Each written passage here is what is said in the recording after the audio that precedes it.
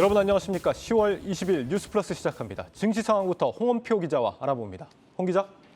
네, 오늘은 양시장 모두 하락 마감했습니다. 외국인이 14거래일 만에 순매도로 돌아섰는데요. 1% 이상 하락하다가 장 막판에 이제 개인의 저가 매수가 좀 들어오면서 낙폭을 조금 만회했습니다. 오늘은 이제 대내외적으로 시장에 좀 부정적인 뉴스들이 좀 많았습니다. 네. 레고랜드 사태가 일파만파 지금 커지고 있습니다. PF 자금을 중개해준 증권주들이 일제히 좀 하락했네요. 그렇습니다. 이 레고랜드 사태가 이제 증권업계에 좀 부정적으로 영향을 주고 있는데요.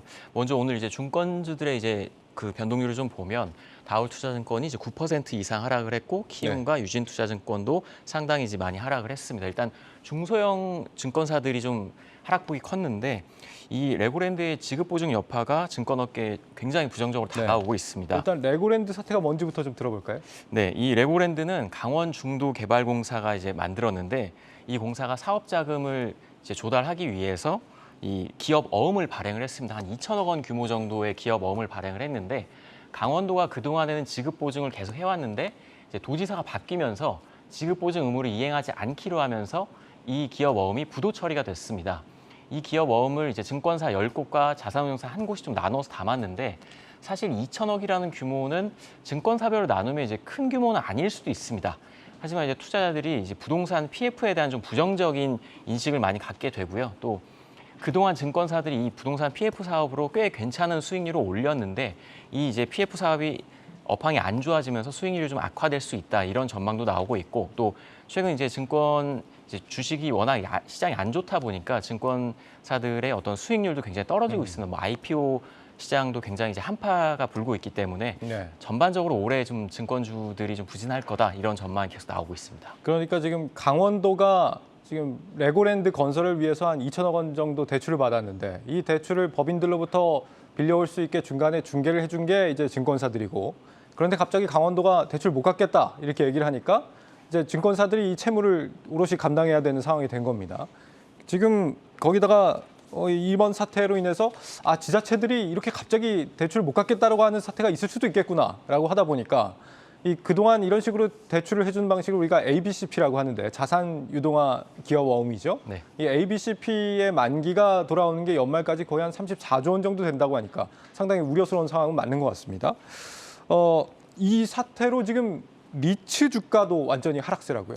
그렇습니다. 오늘 이제 리츠 관련 종목들도 좀 줄줄이 하락했는데요.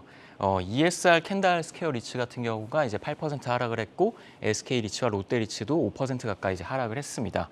일단 리츠는 이 투자자들한테 자금을 모아서 부동산에 좀 전문적으로 투자하는 회사인데 이 레고랜드 사태가 이제 올 들어서 이제 발생을 했고 또 이제 계속 금리가 올라가고 있기 때문에 전반적인 부동산 시장이 냉각기 침체로 이제 계속 이제 변화하고 있습니다. 그래서 향후 이 리츠 회사들의 전망도 좀 좋지 않다 이런 이야기들이 많이 나오고 있고요. 또 오늘 신협이 아파트 중도금 대출을 이제 연말까지 하지 않겠다라고 이제 밝혔습니다. 이게 뭐 신협은 선제적인 뭐 리스크 관리 목적이다. 어떤 뭐 부실의 위험이 있는 건 아니다 이렇게 밝히긴 했지만 이게 좀 다른 금융사들까지 이제 번진다면 부동산 시장의 침체가 더 가속화될 수 있다 이런 전망이 나오고 있습니다. 그렇군요. 이 레고랜드 사태는 잠시 후에 취재 기자와 심층 분석해보기로 하고요. 간밤에 지금 테슬라 실적이 예상보다 부진했는데 이게 또 우리 증시에 영향을 줬다고요? 그렇습니다. 테슬라 실적이 발표되고 나서 2차 전지 배터리 관련 기업들의 주가가 굉장히 많이 하락을 했는데요. 일단 뭐 LG 에너지 솔루션이나 삼성 SDI도 하락을 했고 코스닥 대장주인 엘코프로빈 그리고 LNF가 이제 하락폭이 굉장히 컸습니다.